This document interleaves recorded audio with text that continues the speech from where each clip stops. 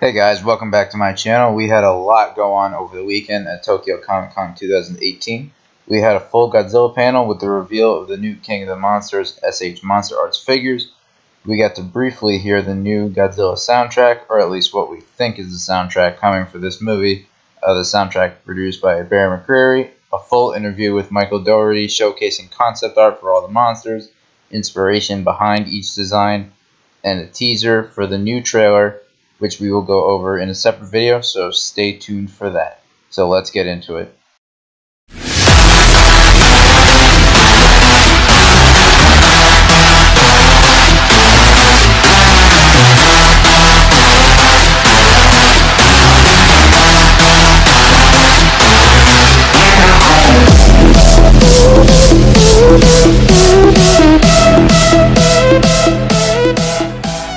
So leading into Tokyo Comic Con, we had several tweets come from Monarch's Twitter page regarding global activity linked to Godzilla going on and offline, and we got more photos of him swimming through the ocean, as well as this screenshot making his way to Tokyo just in time for Comic Con, ending off with him going offline after the expo. Maybe he will resurface again sometime this coming week, and we'll get into that later as to why.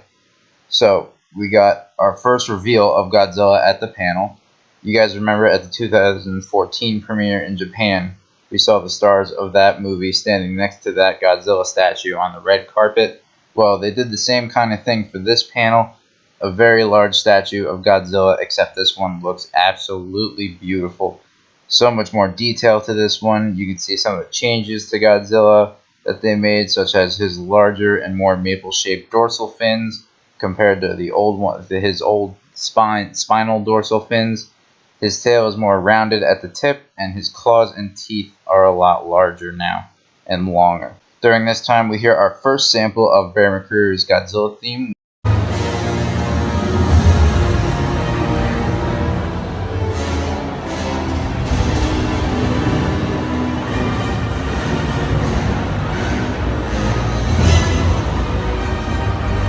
Now, getting into the interview portion, we had concept art shown off of Rodan, Mothra, and King Ghidorah.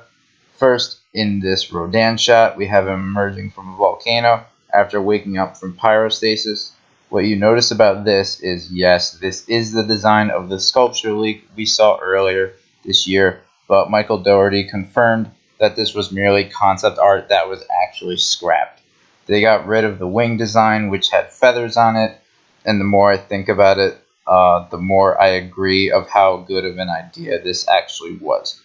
This design that we see here makes him look too much like a bird, when what we all want really is and expect is a giant pterodactyl like Fire Demon of the Sky. This just isn't too much of that. The new design that we saw in the trailer is much more accurate to that description, rather than this, which basically just looks like a giant bird thing. I much prefer this new design of him having molten skin and being on fire, so I think they did a very good job scrapping that and coming up with his new design. Next, we have Mothra's concept design. First thing you'll notice is, out of all the monster's newest designs, Mothra is actually the most changed, and the reason being that Mike Dougherty said he wants this Mothra to be much more insect-like, like an actual moth, rather than the previous versions we have seen of Mothra, where she had a larger head, smaller body. It's going to be the opposite now, which is kind of accurate to an actual moth's body shape. So he said he wanted her to be beautiful and goddess-like, since in this universe she's considered to be the goddess of the monsters. Godzilla is the king of the monsters. She is the goddess of the monsters, female version.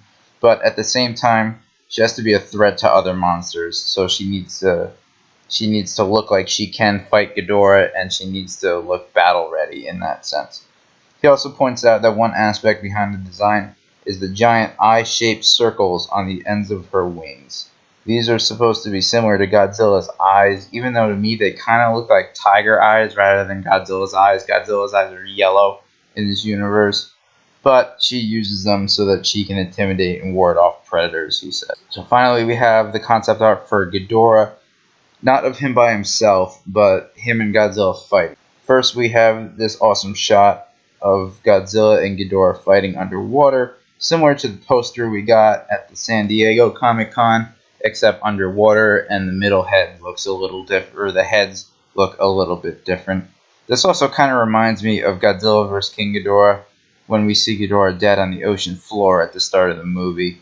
Maybe this is some kind of concept that's reminiscent of the idea that Ghidorah comes back for revenge underwater after having his head blasted off by Godzilla. Just kind of a little tribute to the original movie that Mike wanted to show off for this. But I don't think we'll actually see this in the movie. It just doesn't really make sense for them to fight underwater.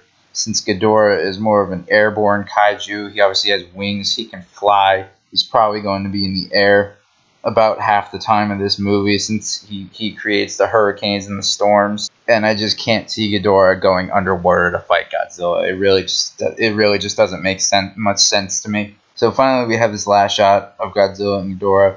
I love this concept art. I'd actually like to get this on a poster and hang it in my room. We see Godzilla and Ghidorah's heads looking very, very menacing, very demon-like almost, and we see a downed Osprey aircraft and soldiers running away from the fight.